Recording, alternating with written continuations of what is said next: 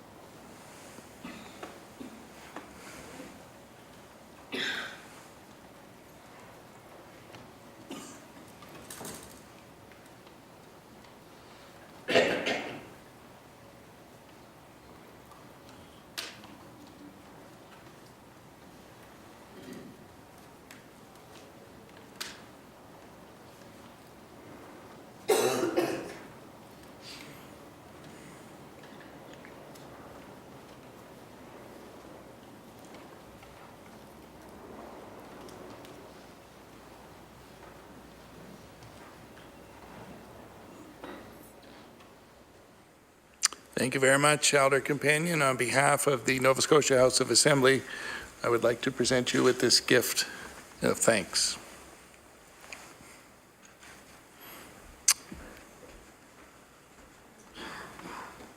I will now call upon Grand Keptin Andrew Denny to offer a prayer. Marlene, lovistoch. Bedwe tijwa adanchoni gaik. Mostly das waltul dik. Klamane nina alsud mawinu. Aga edam kan koyoga biskwana regno muksinawa mulgignodi alsud woren. Tankisi dulgematis de mau yagno de mamtan nungi gnacht dulgemadu dipnek. Kadawal chawi atanchu nigam kaka abogamadel dink. Agali das waltul dik. Delugudi nagiskuk. Nadliach. Thank you very much, Grand Keptin Denny. On behalf of the Nova Scotia House of Assembly and its members, I would like to offer you this gift of thanks for your prayer today.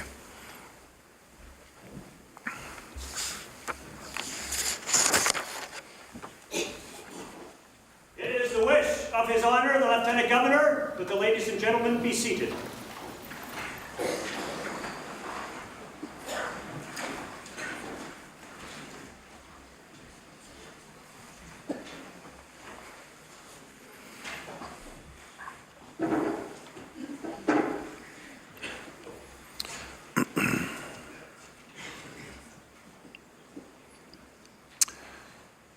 I will now ask His Honour, the Honourable Arthur J. LeBlanc, Lieutenant Governor of Nova Scotia, to deliver remarks.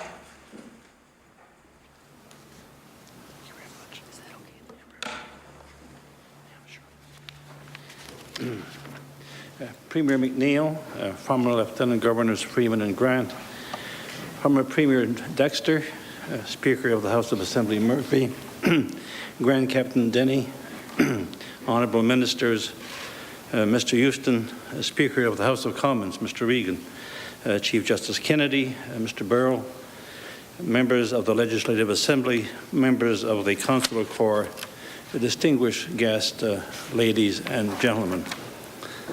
It is indeed a great pleasure for Patsy and me to attend this ceremony marking the bicentennial of Province House.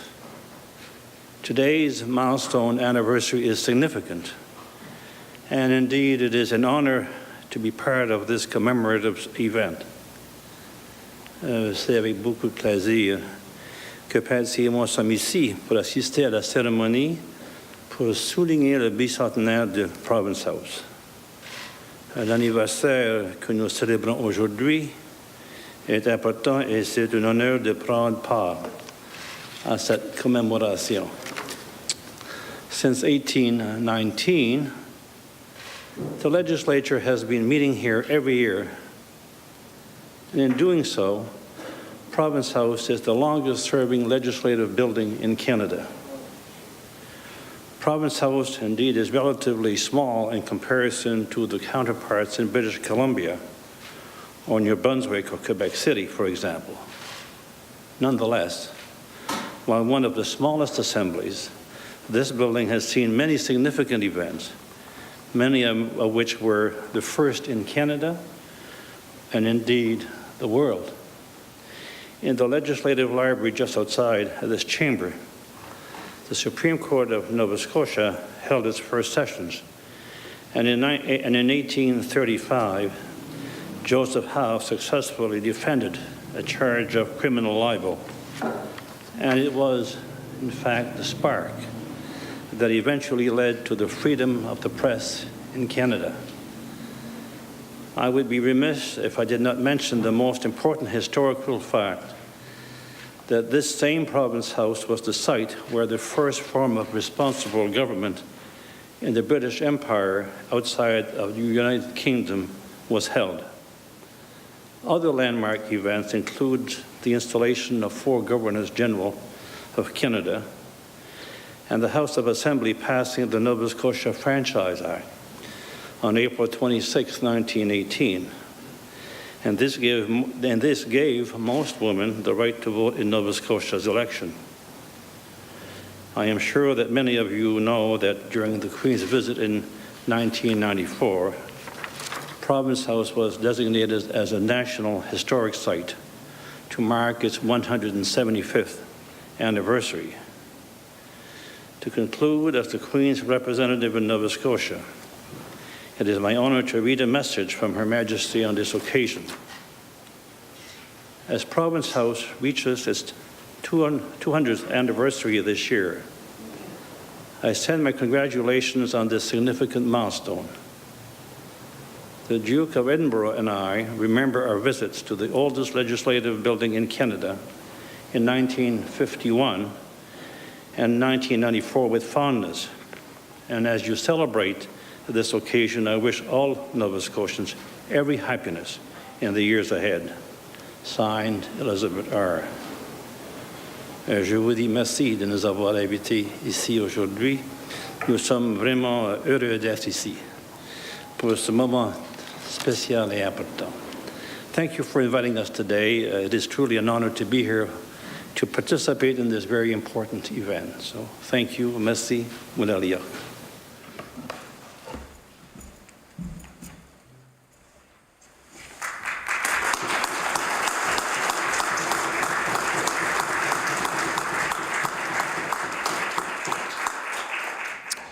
Thank you very much, Your Honor, for those very kind remarks.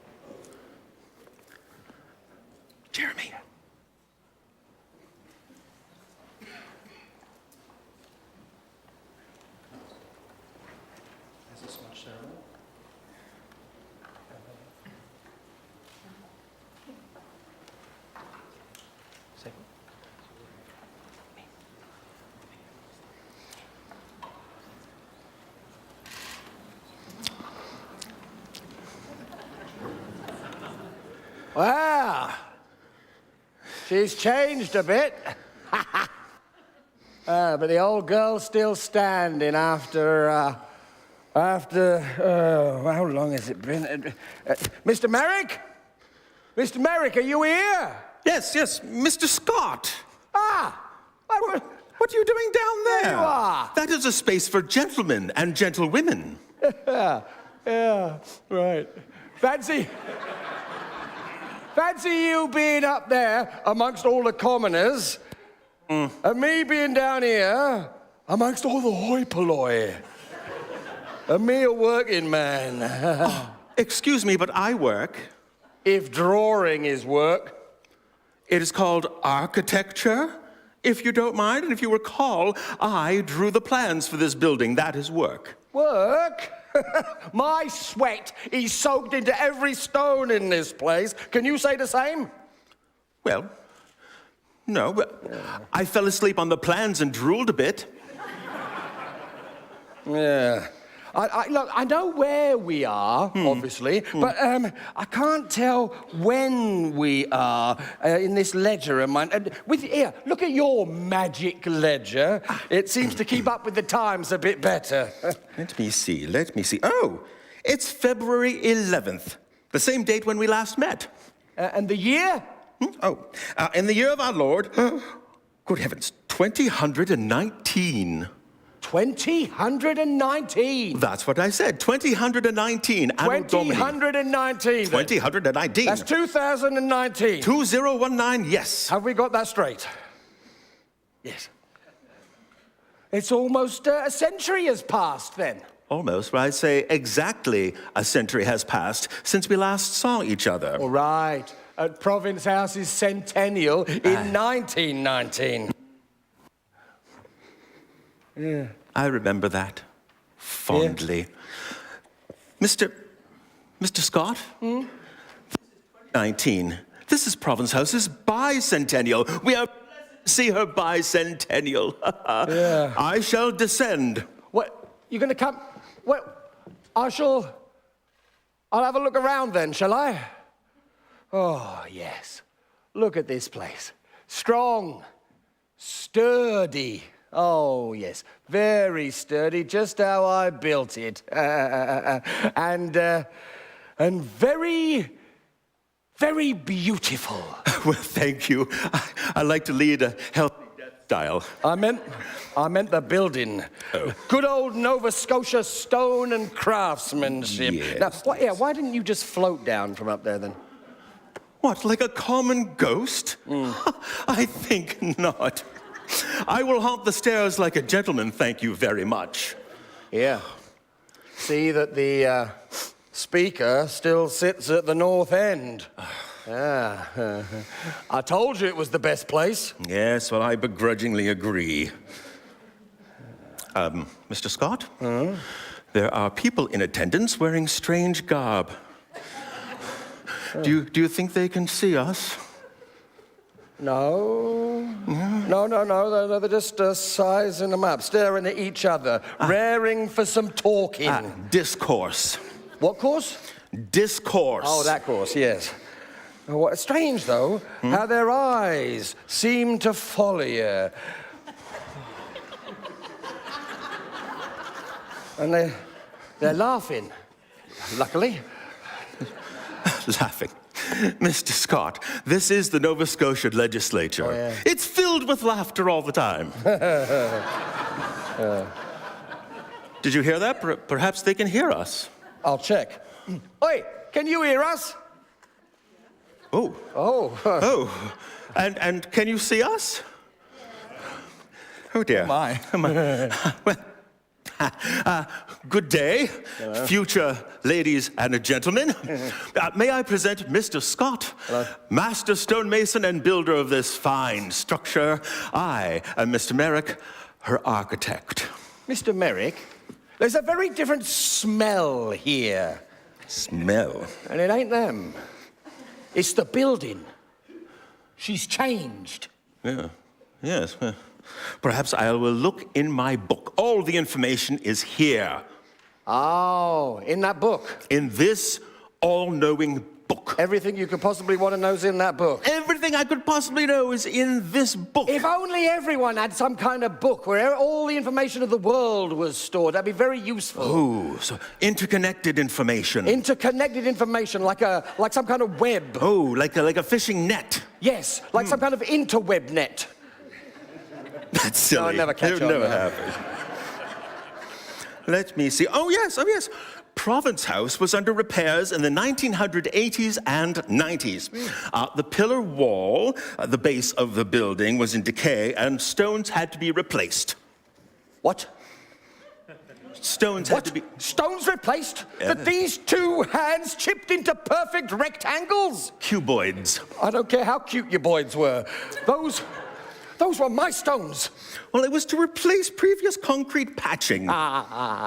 Concrete? Oh. Yes, well, concrete is sort of stone in semi-liquid form. All right, tell me. How many stones were replaced? Oh, well, a few.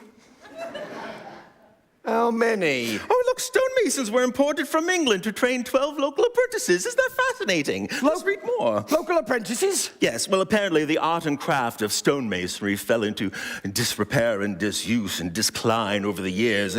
Pity. 12, though? That's quite a few stonemasons to replace just a few stones. How many stones were replaced exactly? 1,700.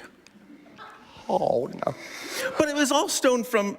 Oh, Remshag is called Wallace now. Look at that. But once complete, the building looked as good as new. So, my work didn't last. Oh, but it did last, my friend. Friend, are we friends? Well, figure of speech. And look, she lasted with honors. Mr. Scott, in 1994, Province House was declared a National Historic Site for its historic and... Architectural importance to the country. Country? Yes, Canada, remember? Right. Oh, I forgot about that Confederation thing. Now, the honour was bestowed upon the building by Her Majesty Queen Elizabeth II. What? Another woman on the throne? Yeah. First there was an Elizabeth, and then a Victoria, and then another Elizabeth? This is becoming habitual. Representatives of 9 monarchs have sat here in this room. But a National Historic Site, Mr. Merrick. Ain't that a fine how do you do? Your building is famous. Congratulations. Thank you very much. Also, it was your stonemasonry, craftsmanship, and that of your men that enabled her to stand so stately for so long. Congratulations, Mr. Scott. Yeah, except for those 1,700 stones moved around like a child's building blocks. Yes, well, time weighs on us all. Yeah. Do you remember when we first met during the building's 100th anniversary? Oh, yes. Did we ever think it would last that long?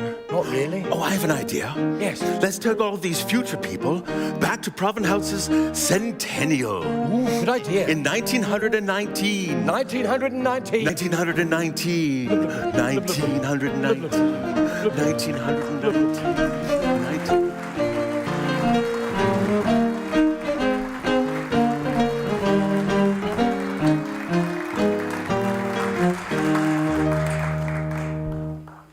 I'm pleased to welcome all of you to the official ceremony recognizing the 200th anniversary of Province House.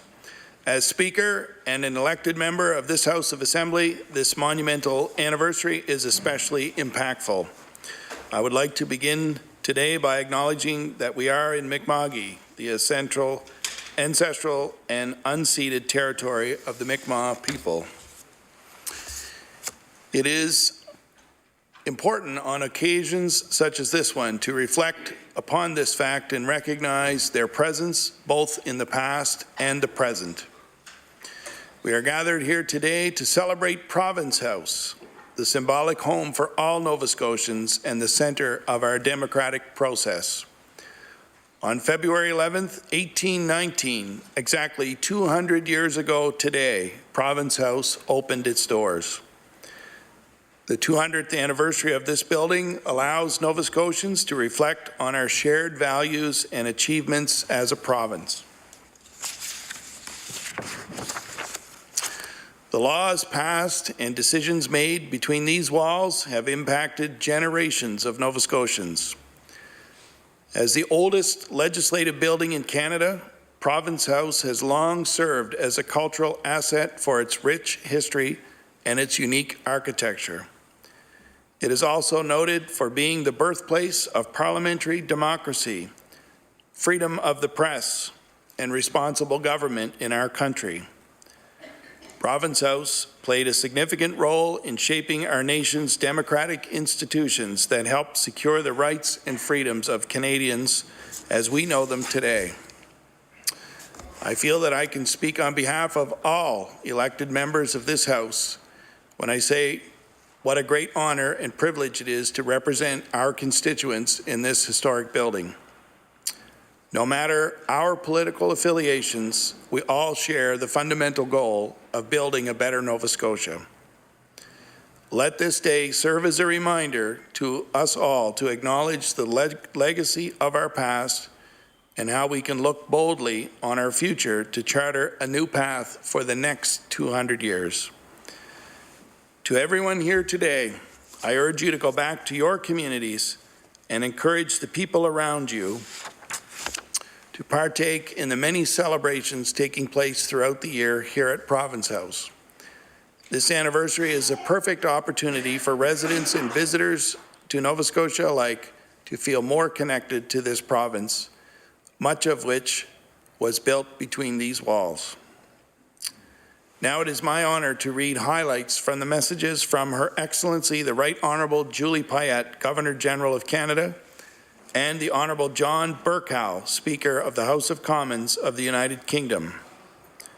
Governor-General Julie Payette writes, quote, "When it first opened its doors on February 11, 1819, Province House became the central part of life in the colony of Nova Scotia, hosting Parliament, courts, and public service. The oldest parliamentary building in Canada, it has been the setting for constitutional debates, legal rulings, and historic events. If these walls could talk, they would echo with the bold testimony of Joseph Howe, politician and editor-in-chief of the Nova Scotian. With a little imagination, we can easily relive the 4 Vice-Regal installation ceremonies that took place under this roof. With this impressive legacy, Province House will begin its 3rd century. One thing is certain, history will continue to be written here. Long live one of Canada's national historic sites," end quote.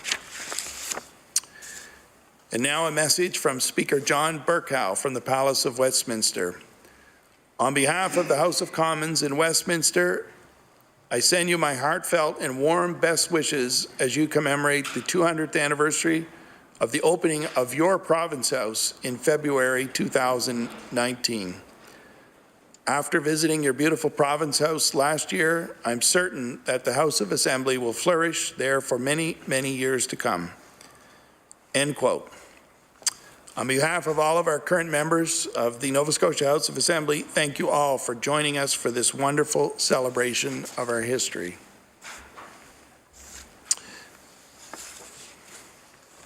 I would now call upon Speaker, the Honourable Geoff Regan from our House of Commons in Ottawa to bring remarks.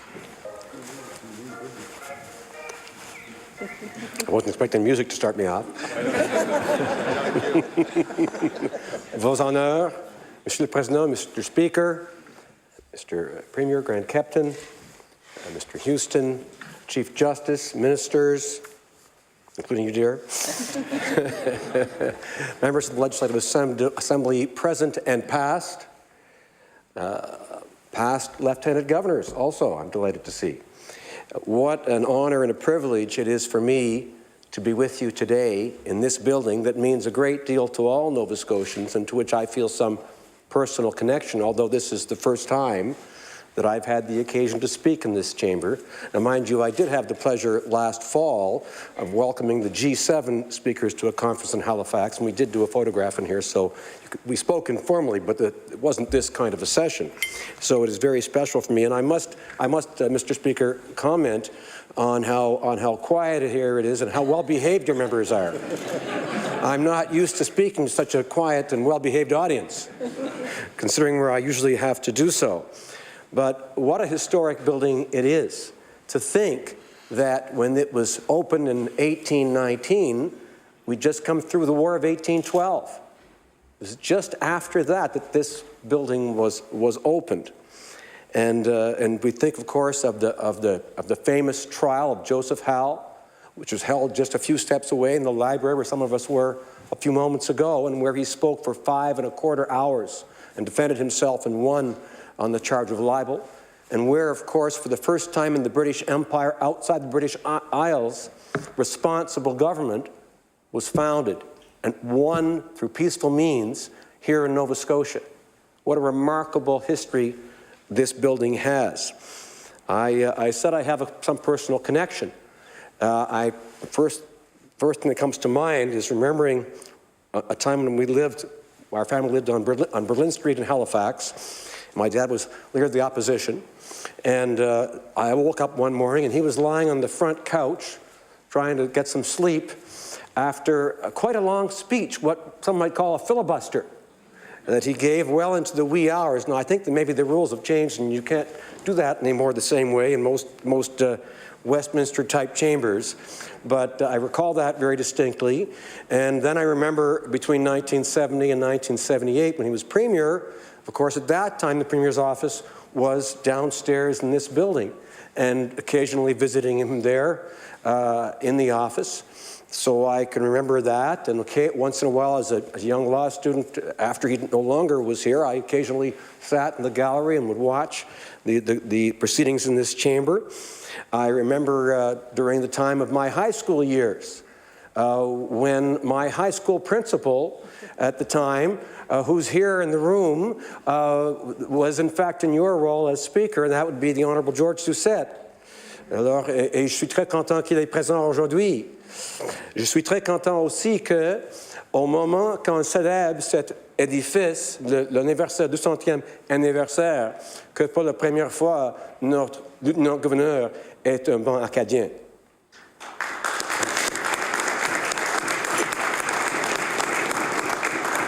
And how appropriate it is also, and how happy I think we all can be that on this occasion we are also joined by representatives of our First Nations.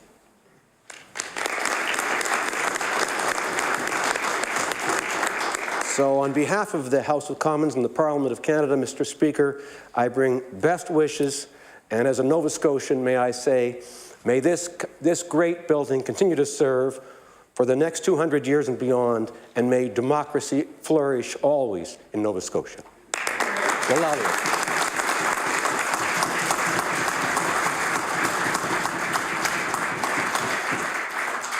Thank you very much, Speaker Regan, for those very kind words.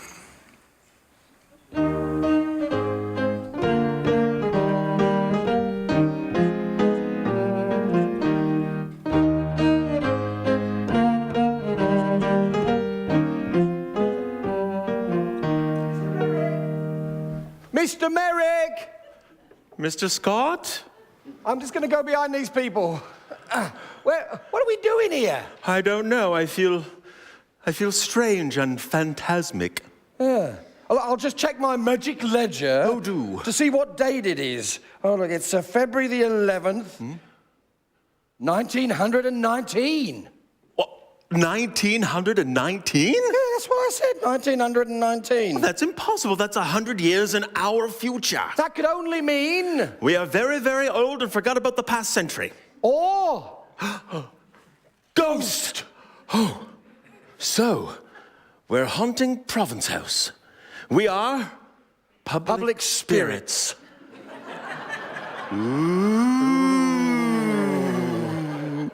This might be fun. Province House has changed. Yes. I don't like it. Hold on. Hold on. What? The Speaker's here. Yeah. Did you move the speaker to the north wall? Not me. Well, the speaker's supposed to be on the west wall, on the Granville side, as I indicated in my designs. I told you it would look better there, and look, it does. All right. Hold on. Wait. Where are my fireplaces? Well, I don't know. My 2 fireplaces, where have they gone? They are not here. They are gone. How can legislators stay warm? Hot air.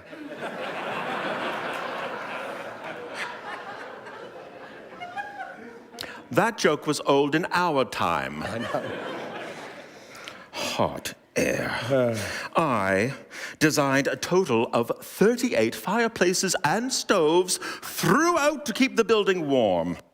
Yeah, well, it says here that in 1886, central heating was installed. Central heating? Central heating, what is that? Is this one big fireplace in the middle of the building? No. Bit of a hazard, don't you think? No, it's a big furnace down there, somewhere down in the building, and it heats the water and it sends it around the building within pipes. Wonders.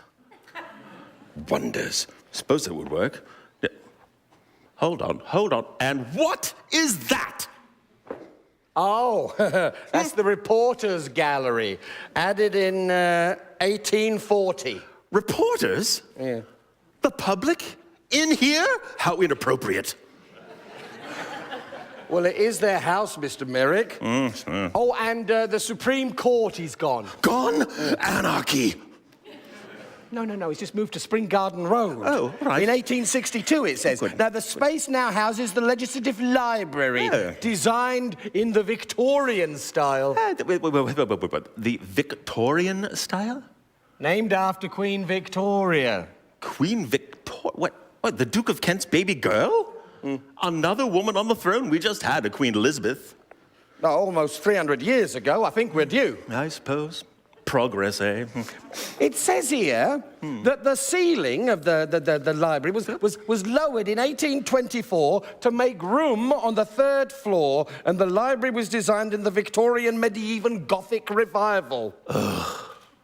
My light, airy design, replaced by oppressive ceiling, dark wood, and wrought iron. Decor only Vikings and Germans would love. Times and tastes change. Yes, times and tastes repeat themselves. The outside there, a statue of Joseph Howe. Wait. Joseph Howe? Yeah. The reporter? I'll bet that's a story. And out here, a memorial to the Boer War. Nova Scotia was at war with large pigs? No. Boers of the Cape Colony, South Africa. Oh, a bit arid for maritime folk, don't you say? It says it was Canada that was at war. Oh, Upper or Lower Canada? Both. Yeah. Plus Nova Scotia and New Brunswick. A new confederation of provinces that spread from sea to sea, eventually. Really? Of course, Nova Scotia's the dominant province. Of course. Well, let's hope that Boer War is the last one we ever have. Yeah. Now, this building hosted the Nova Scotia Industrial Exhibition in 1854. It was filled with examples of our province's manufacturing and natural resources. Oh, what represented our mighty fisheries? A couple of barrels of fish. And our bounteous mines? Lump of coal. Well, Province House has seen sights, hasn't she? Oh, yeah. Oh, look what the Earl of Dalhousie said about this grand lady in his first speech from the throne upon the first session on Friday, February 11th. Oh, that's today. Yeah. Oh, but in 1819, I will quote him.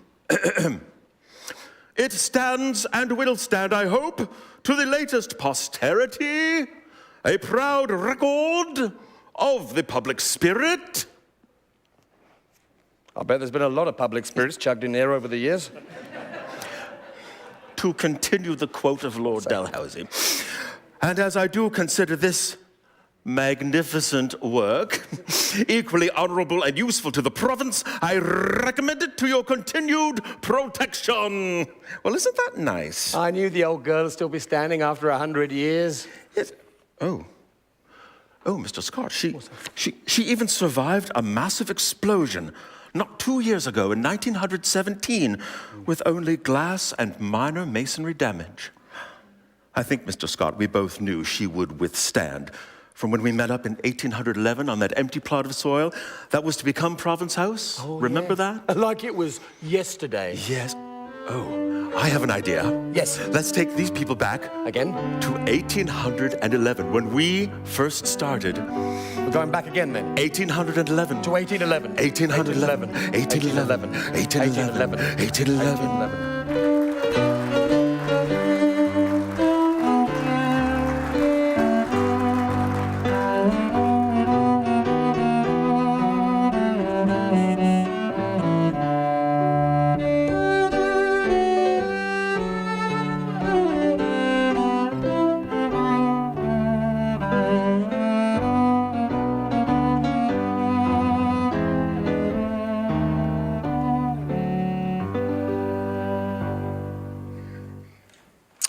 Now I'd like to ask the Honourable Stephen McNeil, Premier of Nova Scotia, for remarks. Mr. Speaker, Your Honours, it's wonderful to be here with you, Grand Captain Denny. We've been sitting here negotiating that Mi'kmaq seat that's been in this House since 2003 that no one's been sitting in.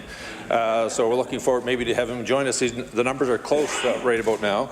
Mr. Speaker, nice to see you here. Your Honours, all of you welcome. Mr. Dexter, it's great to be in your presence once again in the House of Assembly.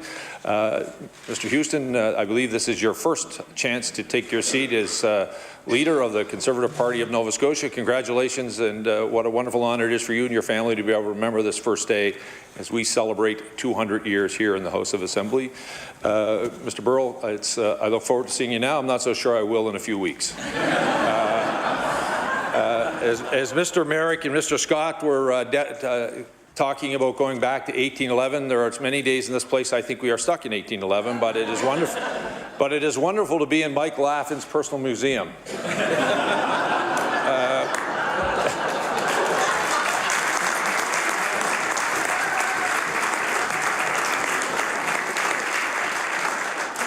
I had the good fortune of coming here in 2003, 16 years ago. I had never been in the House of Assembly. And I can tell you, I don't know what it looked like prior to that, but I can tell you what it looked like in 2003. The former Premier's office was a storage closet. Many of these rooms had not been looked after in any period of that time, and in the last 16 years, under the careful care of Mr. Laffin and many people around this House, we have a magnificent showcase to be able to demonstrate parliamentary democracy, and one that we can show off not only to Nova Scotians, but to all those people who choose to visit our province. So on behalf of all of us, Mike, thank you for all your work.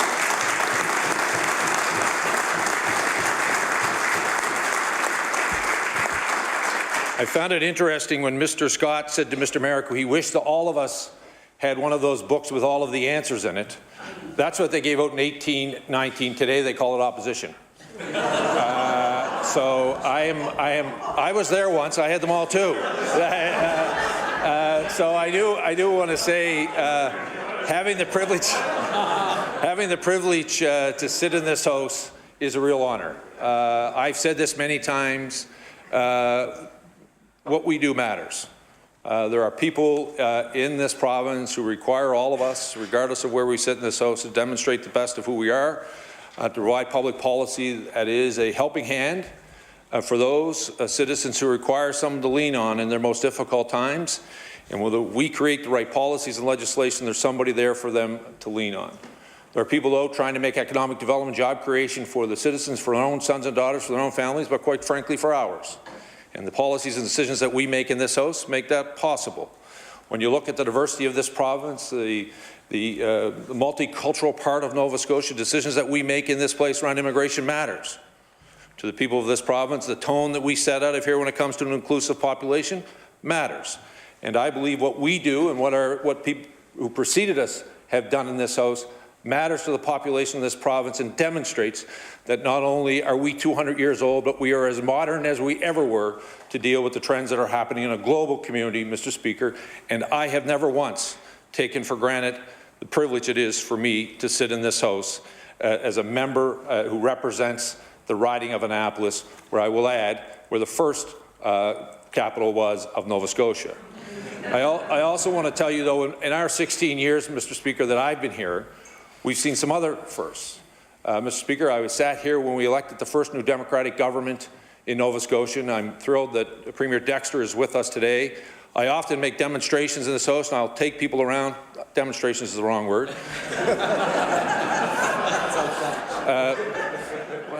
My daughter, who was a page at one point, saw me do a demonstration. When she went home and told her mother it was not a good day for me.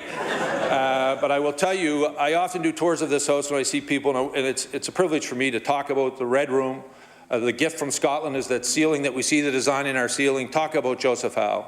Walk in here and talk about that 1860, that there was no gallery, that the Speaker's diocese actually was behind us, and government sat to the right, opposition to the left. To talk about that, I get to talk about Mr. Tupper, who was a Prime Minister and Conservative member, Prime Minister who hangs in this House, and when the Conservatives go to government, hangs over here, and we hope he stays over there for a very long time. And Mr. Fielding behind me, who is a Liberal Premier who would hang here when the Liberal Party is representing, talk about Gladys White and Wayne Adams. And I'm absolutely very honoured that at some point in our far, far off future, someone will be able to say they'll hang Darrell Dexter behind a government of the New Democratic Party who represents this province. I think we should be proud of the fact that Nova Scotians have made sure that we have three choices, three viable choices to lead this province, and they have accepted every one of us at some point in our history, and we should always celebrate that fact.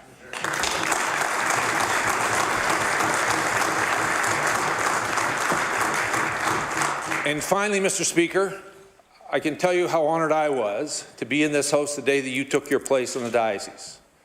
That Speaker's diocese was the first accessible one in the entire Commonwealth, and that only happened in 2013. I've had the good fortune to watch you come up here and take your place. I've also been in this chamber, Mr. Speaker, when we're not sitting, and other Nova Scotians find themselves wheeling their chair to take your place, and the emotional impact that has on them. That is a change we as a province, this chamber, this building, set a tone for the entire Commonwealth, as it has done for 200 years. And we, many of us, had a chance to be here as we were setting our own modern tone of how we continue to improve democracy and inclusiveness and ensuring that every Nova Scotian sees themselves in this great institution called Province House. Mr. Speaker, thank you.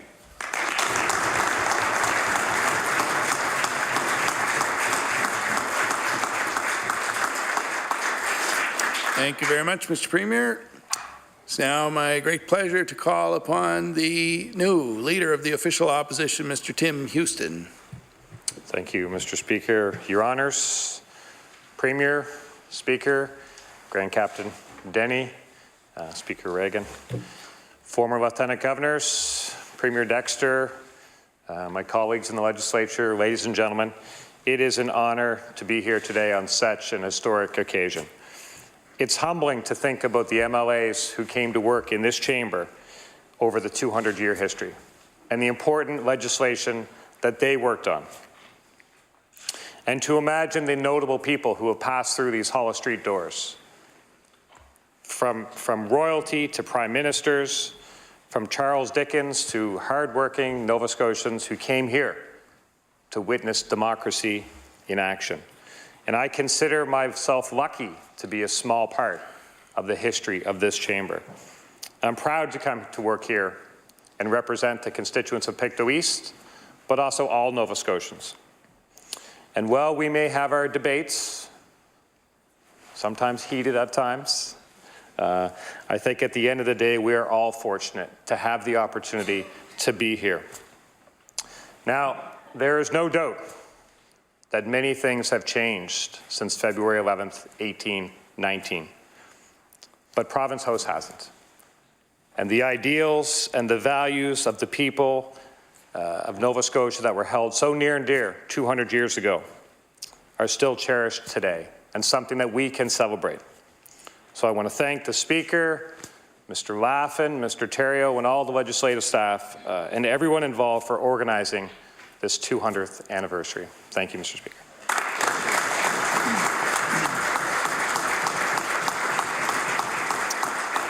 Thank you very much. We'll now call upon Mr. Gary Burrill, the leader of the New Democratic Party.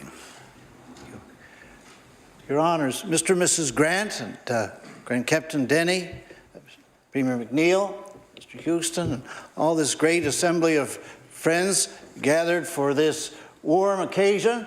In the years since I've been in this work, right at the top of the list of meaningfulness for me has been the opportunity to receive here groups of school kids who have come and accepted an invitation to come and experience Province House and experience the legislature and get a sense of what it stands for and what it's all about. And in with the hundreds and hundreds of kids that I've done this with and the dozens of tours and trips we've had here, there have been a number of memorable things. It was always memorable a few years ago to get the kids in off the bus and get them settled in here in the chamber.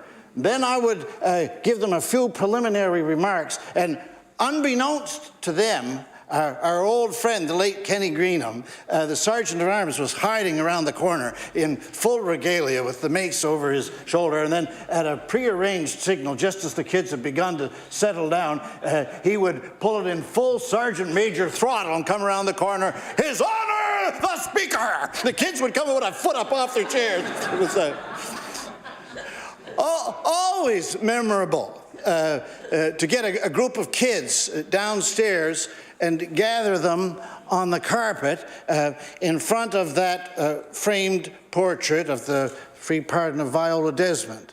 And as they looked at that, explain it and talk to them about the history of the struggle for civil rights in Nova Scotia across the years. But it's been particularly significant for me to speak to the kids who have been here about that thing that has had attention drawn to it this afternoon by His Honour and by the Speaker and others, that's referred to on that tablet on the wall behind the government, which speaks about the great election of 1847 and the inauguration in 1848 of the first responsible government in the British Empire outside of the United Kingdom.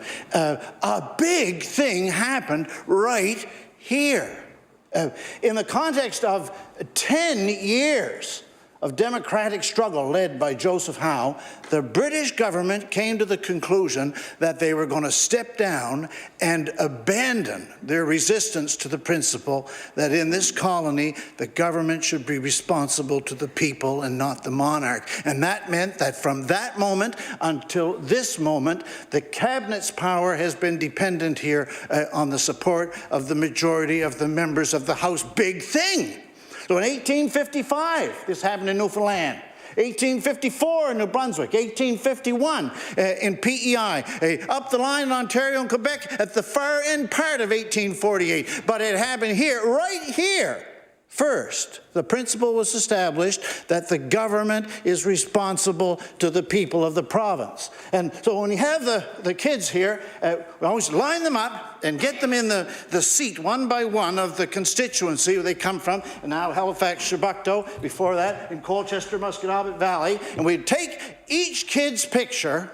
Then we would get each kid's picture, and still do this, get each kid's picture to them as a way of reminding them of the fact that the seat doesn't belong to the Premier, and the seat doesn't belong to the Lieutenant Governor, and the seat doesn't belong to the New Democratic or to any other party. The seat belongs to the people of the area it stands for. This is the great principle that was established. Imagine, right here. In 1848, in 1847. That's a big thing for us to lift up in a day when these principles are under increasing peril. Great thing for us to lift up as we celebrate the 200th anniversary of the great old building where this first took place. Thank you.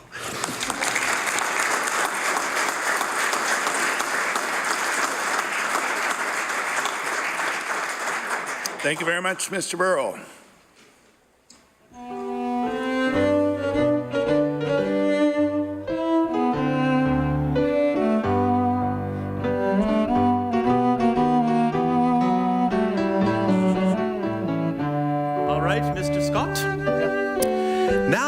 dilapidated governor's residence has been torn down and cleared away, we can stand on this plot of land and better visualize with clarity what Province House will be like. Well, at least it isn't raining like normal, Mr. Merrick. Ah, yes, not a cloud in the sky, Mr. Scott. Now, I've given you this ledger. Yes. It's a very important ledger. It has miniature facsimiles of my plans, plus all of my specifications for Province House. Now, keep this on you at all times, make notes frequently, refer to it often. Right. Refer to it. What are you doing? I'm making a note to take notes. It's what you told me to do. Note. Now, what's the date? June 3rd, 1811, Anno Domini. 1811. That's what I said, 1811. Oh, finally, a permanent abode for the Legislative Assembly. Yeah, no more moving from home to home, like my wife's brother. The house shall be 3 stories tall, Really? towering over surrounding buildings. The proportions will be perfect. Oh, perfect. On Hollis Street, a central door with a triangular pediment, flanked by symmetrical wings. Oh, like an angel. Truly, the royal coat of arms in the tympanum. Oh, a horse kicked me in the tympanum once. It was very painful. Roman-influenced classical orders, a hierarchy of stories on a basement of rusticated stone. Oh, Mr. Merrick, stone does not rust. However, I was thinking of roughing up the stone a little bit to make it look different from the other parts. Well, rusticated means... Oh, never mind. The building will be topped by a hipped roof, intersected by pediment gables. My dad had a pedimented gable. He had to have it removed. Come on. And on the Granville Street side. Ah-ha-ha! A really nice window. And a door?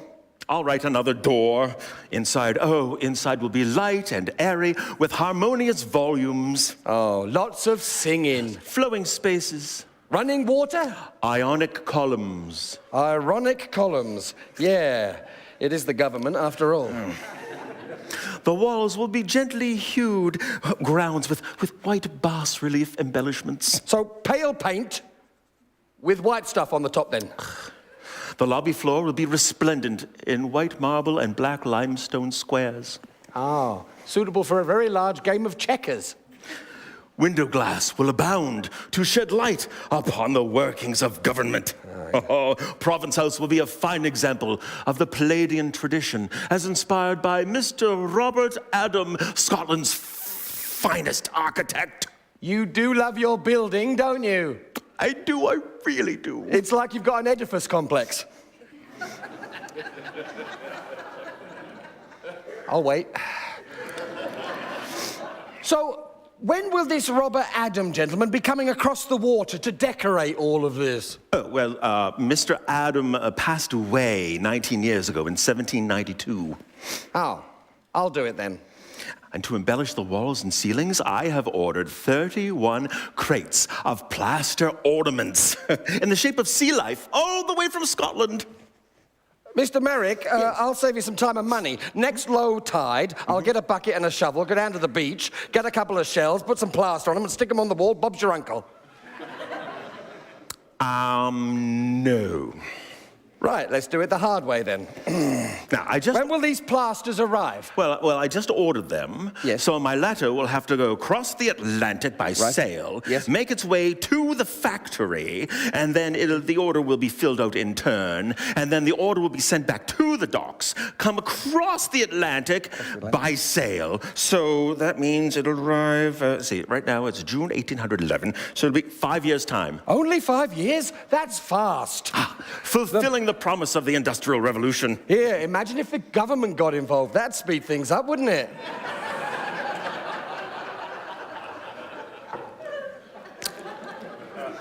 Oh, and ready-made door frames and windows and chimney pieces will be shipped over from England as well. Why don't you just have the Brits ship over a whole building?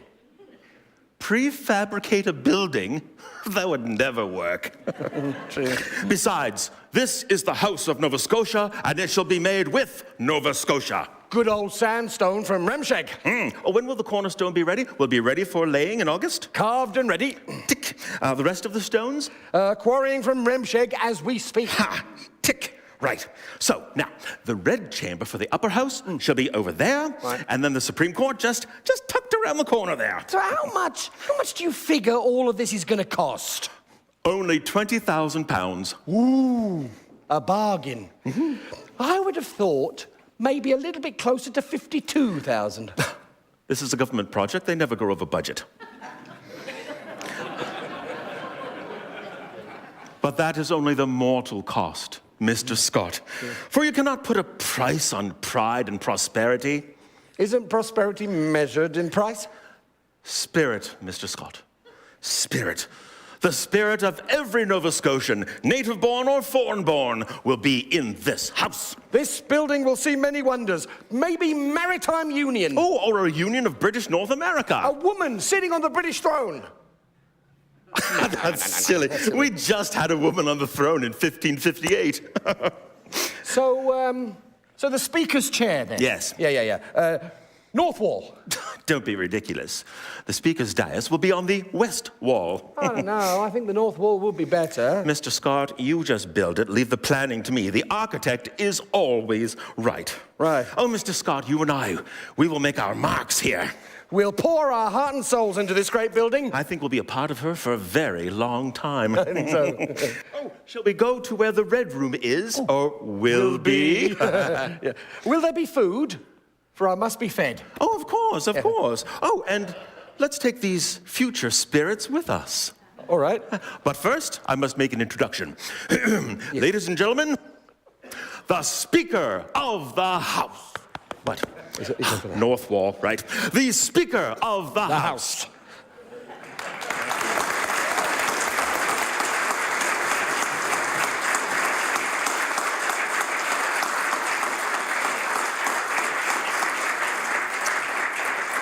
Ladies and gentlemen, would you please rise as you are able for our national anthem?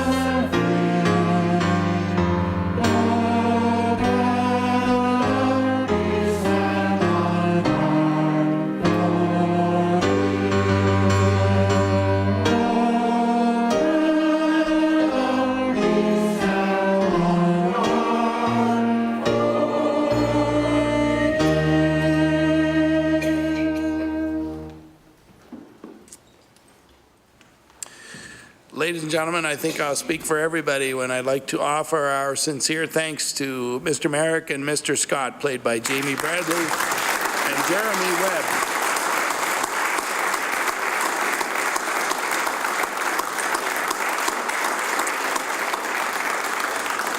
Thank you so much for the entertaining journey through 200 years of Province House history.